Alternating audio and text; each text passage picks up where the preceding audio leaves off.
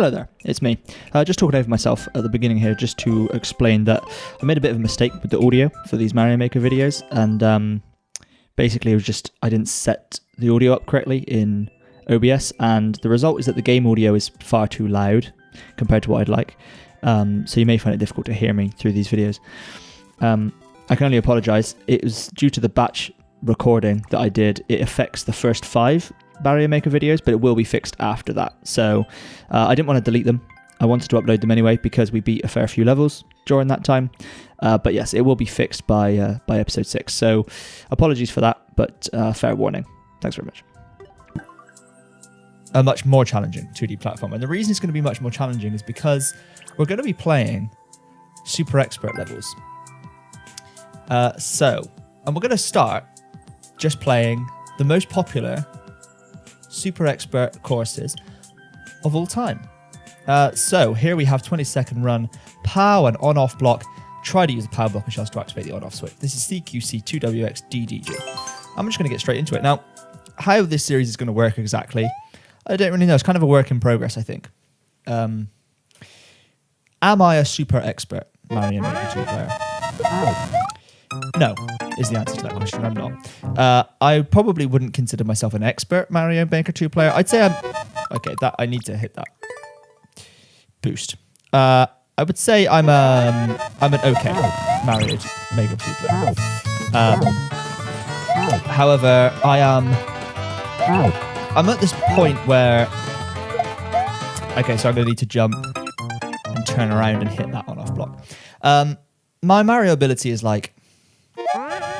such that I can pretty much always beat any expert level. When it comes to super expert levels, I won't necessarily always be able to beat them. But I can pretty much guarantee that I'll be able to beat anything with like a clear rate of around 2% or higher. Is not going to cause me too many problems. It might take me a little bit of time. But, you know, I should be able to get it done. But, you know, of course, part of the point of this is actually just a case of exposing myself to, and yeah, I agree that it's a weird place to take a pause in a sentence after the phrase exposing myself. Exposing myself to some of the hardest levels that have been made. And the reason I go with the most popular ones, and, you know, as this series continues and we've gone through some of the sort of more popular all-time courses, I may, if I enjoy the series, I may transition to just sort of doing it on a weekly basis, checking out the top, most popular super expert courses each week. And, you know, we may actually even decide that we need to, you know, that's the end of the levels right there. I needed to throw that up in the air. We may decide that we actually do need to take a step down to just the regular expert and build up to super expert. But my experience playing the game by myself, and that's a stupid death, makes me think that we could probably go straight for super expert. But as I say, it's a work in progress because some of these super expert levels, now this one, I think we should be able to get done within the next few tries, hopefully, because it's only a 20-second level. But some of these super expert levels tend to take me, you know, kind of in the hours region to complete. That's actually incredibly frustrating. I'm not quite sure where we can speed up. I thought we'd get a pretty good boost at the beginning. And so I think we're just going to play it by ear, essentially. Now, I am willing to do multiple episodes, multiple parts on one level. That's something I'm willing to do. However, when I say multiple, I mean, at the moment I'm thinking 2. Potentially 3 if we're making progress on the level, and you know I'm going to be aiming for a standard of sort of around 30 minutes per episode. I think that's a fair chunk of time to actually, you know, see a level without asking you to sit there for too long. I've jumped straight over the power block this time. So. But, you know, we'll just play it by ear. I think if we get stuck on most of these, a lot of these levels, the longer ones certainly, tend to have at least one checkpoint. Seems to be, in my experience, that 2 checkpoints is kind of the sweet spot. You know, there's usually 3 sections of increasing difficulty. if after a couple of episodes of trying, which would probably amount to around about an hour of game time, we haven't made any progress on getting a first checkpoint, then at that point we probably just nix it, and I'd admit that it was too hard. Maybe even we make a note of it and see if through playing other levels in the future we can actually improve our ability and come back to it. But at that point we may nix it and move on. If progress is being made, well, okay, that was just a controller issue. You deal with that sometimes. Sometimes you don't get the inputs that you want on the D-pad. That we will have to play by ear, because I'm a person that if I feel as though something is within my grasp and I'm simply not performing, then I can become quite... Would I have made that if I didn't jump so high? I mean, that's a rip.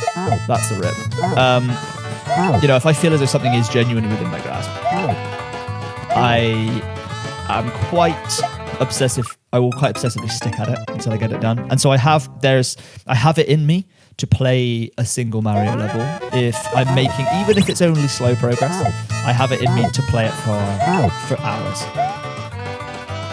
Now, I'm not necessarily going to subject you to that, but we'll just see. I think it's going to be a case of, like I said, playing it by ear, and if we feel as though too much time has elapsed without any real progress being made, then we'll call it a day. But we'll cross that bridge when we come to it. This I forgot to do the jump. Now, I believe doing the jump is faster because you come up to meet the spring and therefore kind of kickstart yourself early. It's not a false start on account of the fact that it's a computer game and you can't actually false start because you don't get control of the character right away. But it is something of the up button. It is something of a shortcut to start. You'll have to excuse me after this particular run because my rabbit is scratching the door to get in. I've locked her out. By mistake, of course. This is her room. But she will have to wait 20 seconds because this is, of course, the time that we complete the level. It's not the time we complete the level, if you'll bear with me.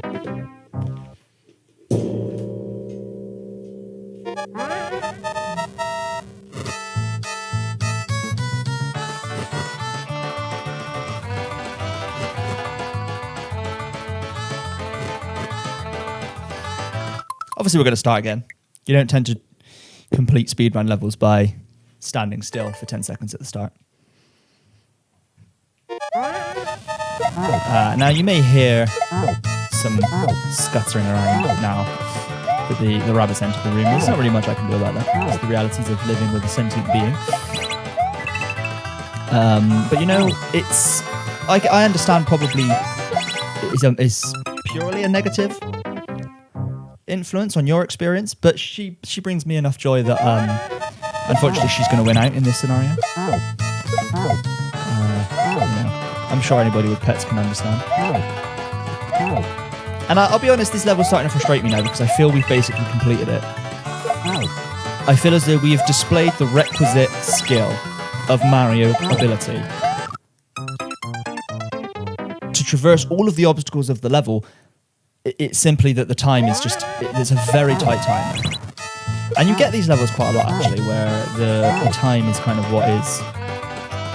what proves to be the difficult thing. And 20 seconds seems to be the standard.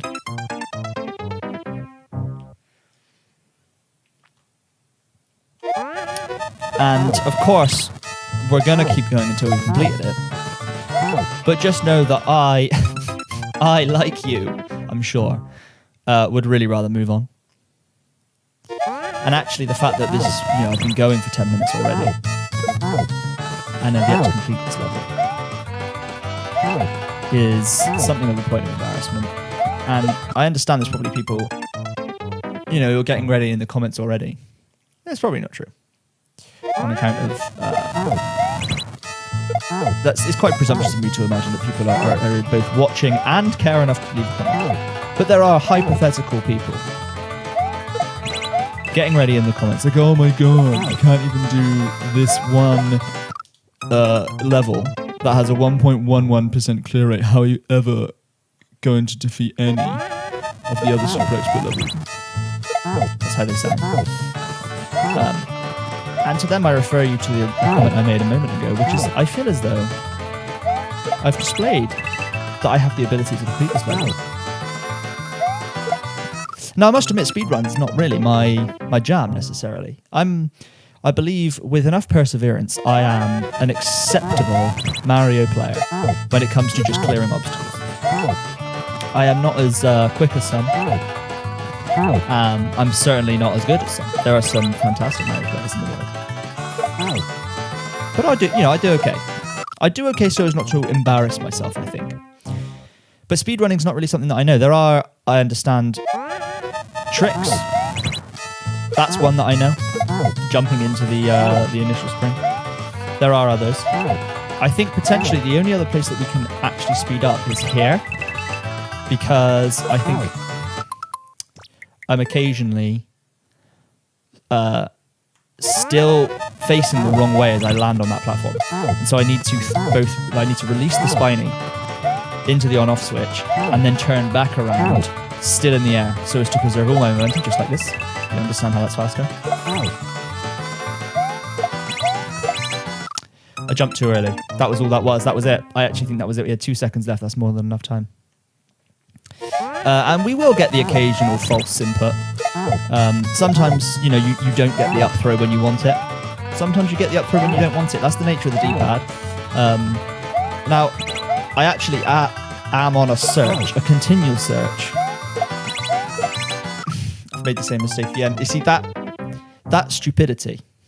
If you've just made the mistake, what is this if not a chance to learn from your mistakes? I mean, that really is all video games are. That's why we play hard video games, because it feels good to see directed improvement and learn from your mistakes. I'm on a continual search since the release of the Nintendo Switch, by which I mean to say since my acquisition of the Nintendo Switch, because I did not get it, to find what I consider to be the perfect Nintendo Switch D-pad. Now, for people interested in such peripheral conversation, by which I mean conversation about Nintendo Switch peripheries as opposed to conversation that is in itself peripheral, I suppose in a way this kind of fits both. I am currently using the 8BitDo SN30 Pro controller. It's one of those Bluetooth controllers that works on a whole bunch of different systems, and is styled like an old SNES controller. The one I've got is actually the grey one with the purple buttons that looks like styled like the old game, like the original Game Boy. But the shape is of a SNES controller. I'd recommend it. It's definitely the best D-pad I've come across for the Switch. The Pro controller, of course, has a terrible D-pad, and I am not a fan of the separated buttons on the Joy-Cons. So this has been. How does that happen? That's a new problem. We have done this so many times now, and that is actually a new mistake. Unbelievable.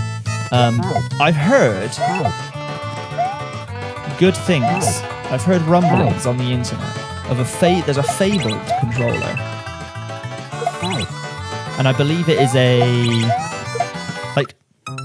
technically maybe it was a fighting controller or something. It doesn't have a full suite of shoulder buttons. But of course for Mario that wouldn't actually be a problem. It is, however, only a wired controller. It's not necessarily a problem.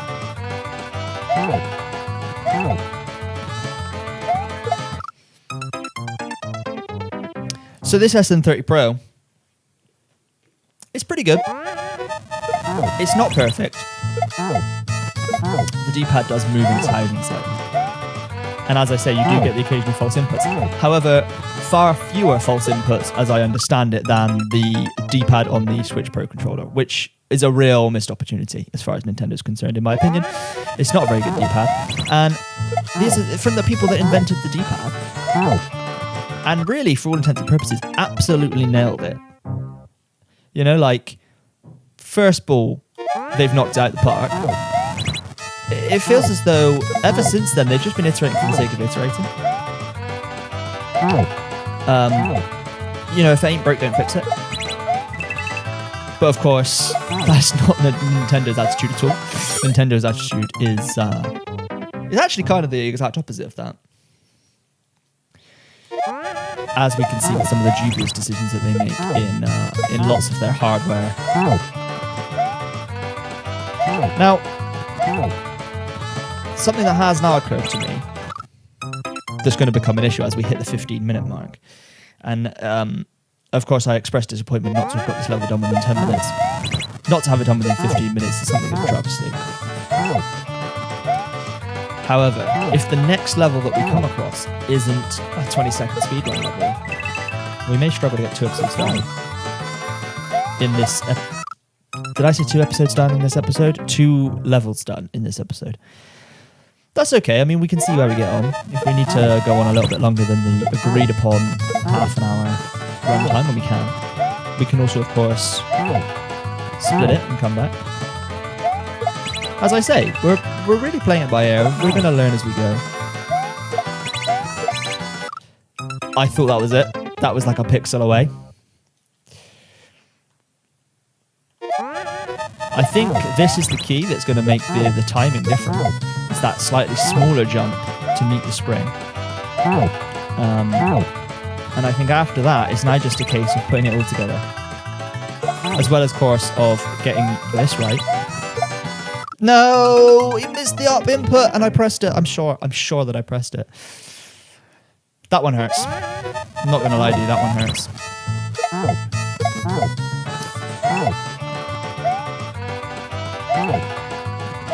I mean, there gets to be a certain point where you sort of feel as though the music's mocking you. Certainly that little ditty, when you die, sounds like it's mocking you. I thought we were going to hit the fire there. There's also like a point with some of this stuff where there's almost like you get so close and then for some reason you just start regressing, you start failing at bits that you previously had unlocked. There we go. I thought I'd done it again. I thought I jumped over the axe. I didn't even mean to jump then. I was planning on just running. I accidentally jumped. I thought I was going to jump over and ruin it at the last again. But it's okay. We got through. 17 minutes is, to be honest, far too long to complete that level. I'm going to give it an I like it. I'm going to exit. Now, it's possible I've come across some of these levels before. Is it possible to tell if you've completed Mario King? Okay, so we have another 20-second one, which kind of works, I think, because this has actually got slightly harder. This is 0.1% lower on the clear rate. GY8 9QJ 7PG. Kick the POWs up and the shells forward. POW goes up, a POW, and shell forward. So that works kind of okay. It's like a little double build, isn't it? A couple of 20-second clears. And yeah, we're just really going to be going down the list, basically. Seeing what we come across. Okay. I see no back POWs just yet. There we go, there's a POW. So I'm going to need to throw that POW at that arrow. That makes sense. I mean, it's all fairly clearly delineated as what needs to be done. And like this is kind of the Mario levels that I feel I'm okay at. When it's obvious what needs to be done, and it's just a case of performing the motor inputs. You know, more often than not, it's like hold right and sprint, and you know, sort of press jump at the right time. You know, just jump at the right time for it. That's pretty easy. It's actually incredibly easy to do when you think about it. The hardest video games in the world are essentially. They require the same... They're all the same. You just have to press the buttons at the right time. Needed to throw that up right then. I'm spoiled. I've been spoiled by the fact that there was an arrow the first time. And I'm not afraid to admit it.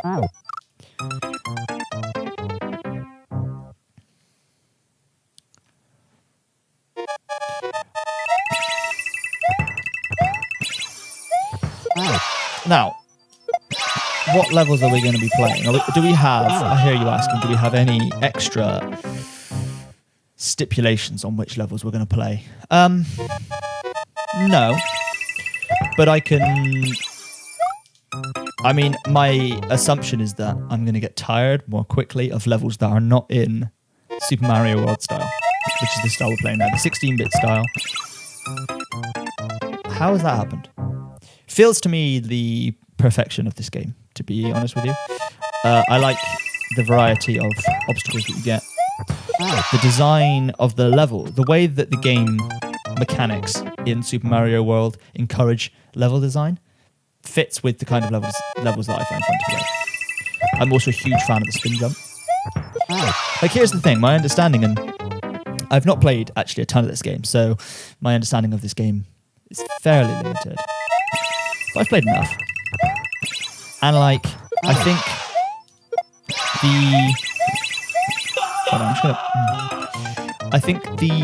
the oldest style, the 8-bit style, the Super Mario Bros. 3 style,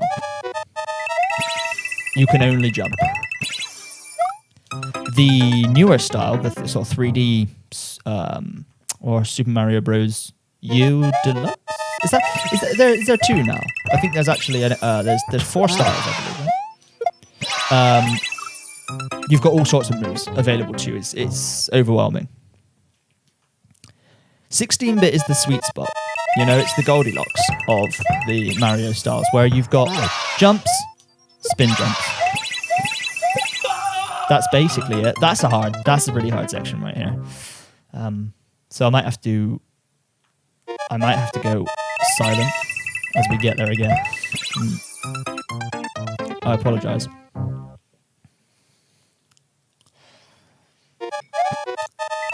And so this tends to be the style that I find myself enjoying the most, and that's poor timing. That's simply poor timing on my part. Now, how far through the level are we when we get to this section that we are struggling with? That's what I mean. About halfway, I'm going to say. It's about halfway. Okay, that's a series of pow throws, which is quite tough. That throwing up is the thing that I'm finding the most difficult. Because obviously you need to keep your momentum, so you kind of just need to roll the thumb from the right button up onto the up button, so as to exert a diagonal input onto the controller, which, I mean, as much as anything, is going to be the thing that's most likely going to give you calluses. But that's okay, you know, we will have to suffer for our art. And you ask, would I consider myself an artist? I would. I would consider myself an artist for just the level of competency that's being shown here. It really transcends video games.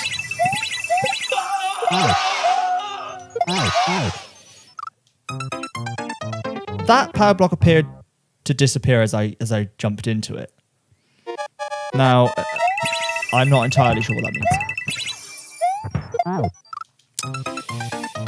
I believe what happened there, I did actually put the up input on the controller, but I let go of the hold button just fraction of a second earlier than doing so.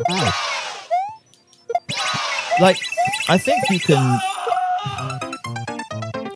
can psych yourself out a little bit with this stuff and think that it needs to be too precise. It has to be precise, don't get me wrong. I mean, it's not like you've got all the time in the world to hit that button. But you do have some time, you see? Okay, the same thing happened again there. I'm not sure what's going wrong with that final pow on that kind of series of pows.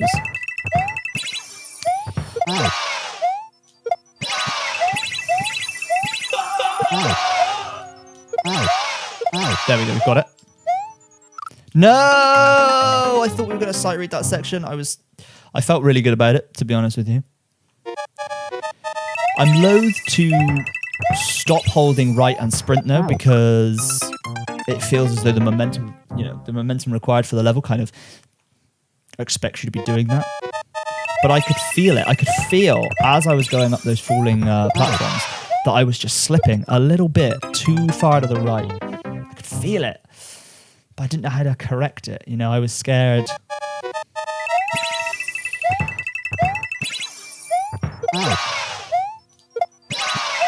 This is the one, of course.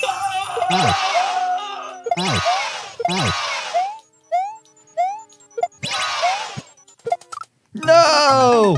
3 seconds left. How does that work? We're going to hit that block. We're going to jump the stool. And then it's my prediction that there will be there'll be one more throw. There might be one more throw of each kind in that final 3 second stretch. That's definitely possible. Now, this level, I think, you know, we'll see, I suppose, when we get to the end to see whether the time limit is going to be a factor. Because the previous level, you know, we actually completed all of the obstacles remarkably quickly. I want to say the first few tries through, we got pretty close to actually just hitting the end, and then it was just the time. And after that, it just became a case of sort of capturing lightning in the bottle again. This level has taken a more traditional progress. Traditional progress? That's not what I'm trying to say. Our progress through this level has taken a more traditional kind of increase curve, if you will. We're moving the needle every time. Well, not every time, but occasionally. You know, we're just sort of pushing a little bit. We're just improving on the old PB. And of course, you know, this section, that's no problem. I mean, come on. We asked for Super Expert. Sorry, I thought these levels were supposed to be hard. No, the power block! Do we have to go back? Surely not. That makes no sense. Well, I mean, I'm sorry, I didn't catch the name of the creator. I'll look at it in a minute. Because I'd like to give some kudos. Because I have been PSMM, you monster. You evil genius. I had absolutely no way of expecting that the level was going to take that turn. And the speed, you know, the agility of cognition required to sight read a section like that. I'm man enough to admit that it's far beyond myself. Okay, that's a bit of an annoying issue. Not sure why it's even happening. I still don't quite understand actually what's going wrong there. PSSM, SMM, SMM, Smurfs, Pete Smurf.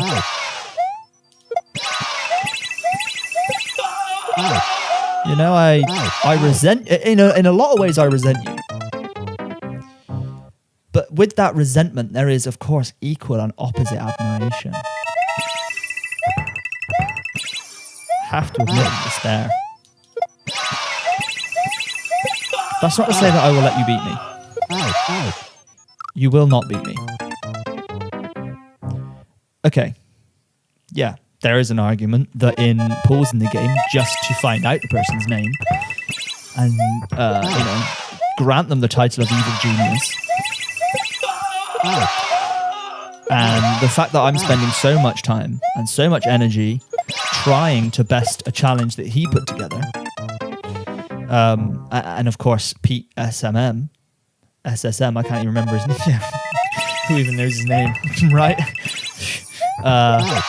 Doesn't even know that I exist. Then, yeah, okay, there's an argument that he has in fact already beaten me.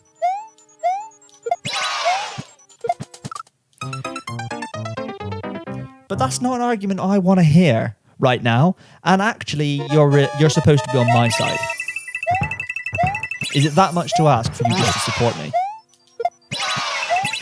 I don't think it is. And I don't like that section. You hit the second power block. You hit the second on. I didn't see that there were 2 layers. I've waited too long. I'm not going to make this, but it's still good practice. If we get through now, and the fact that I was scratching my face and wasn't able to, and I know, in the current situation, I'm not supposed to touch my face, but I did. I had an itch. What am I going to do? Please don't find me £3,200.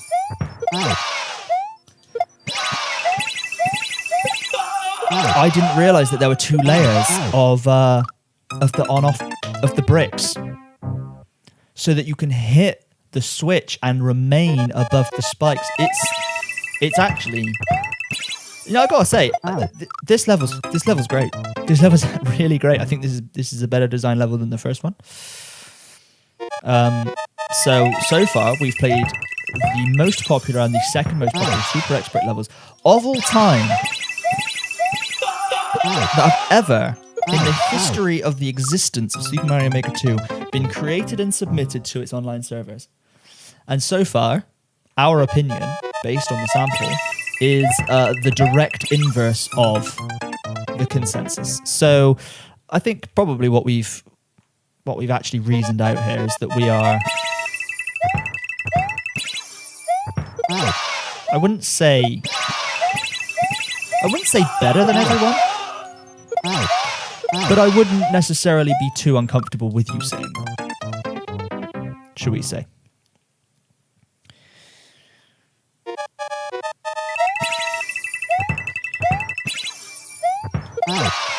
And yes, I mean, this is just no problem. I'm making Pete look like an absolute fool. I mean, just... Okay, yeah, the comedic timing on that one is not ideal. We'll call that a bit of dramatic irony.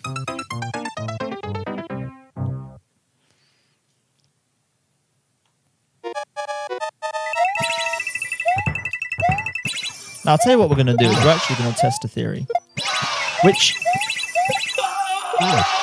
may prove to be harmful overall in in the development of this particular Let's Play series. And actually, now that I've thought about it through saying it, we're not even going to try it at all. But to avoid being accused of setting a mystery box a la J.J. Abrams, I'll tell you what I was going to say. I was going to say, we're going to try a run in which I don't speak.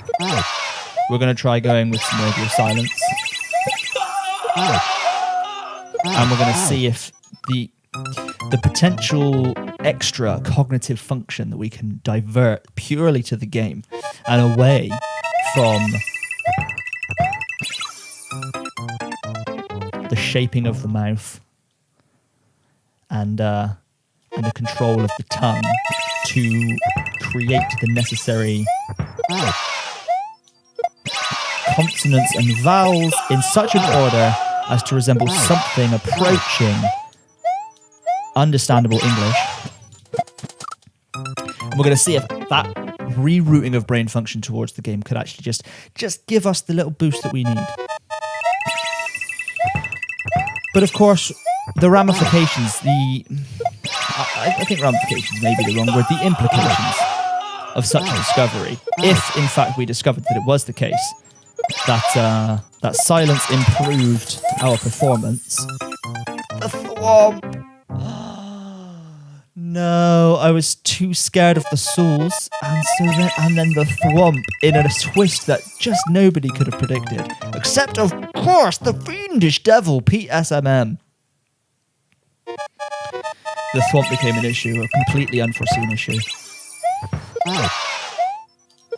The implications of a discovery that in fact silence does improve the standard of play, it's something of a death knell, I suppose, for a burgeoning Let's Play series. Sort of defeats the point.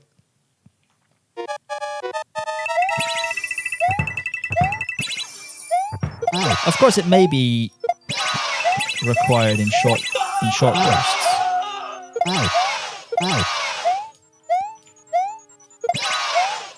Such as now, because we're at the section which is giving us the trouble and the thwomp. I've got to have more confidence. The problem is, I'm in the Death Alley, and I think understandable given the titling of such a place. I wanna leave. as soon as possible, but I'm trying to leave too early.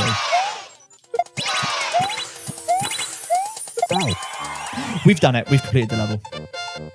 That was all it took. It just required just the stars to align for one run, the one perfect run.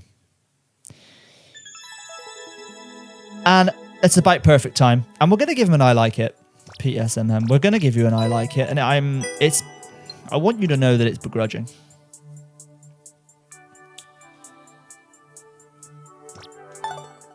But thank you for making the level. Thank you for watching the first episode of this series. Now, the frequency with which these are going to come, I don't really know. Like I say, it's really just this is just kind of it's just I like the game and I wanted a chance to play. I want an excuse to play more of the game, to be perfectly honest with you. And so I sort of figure if I'm playing it, why not shove it up?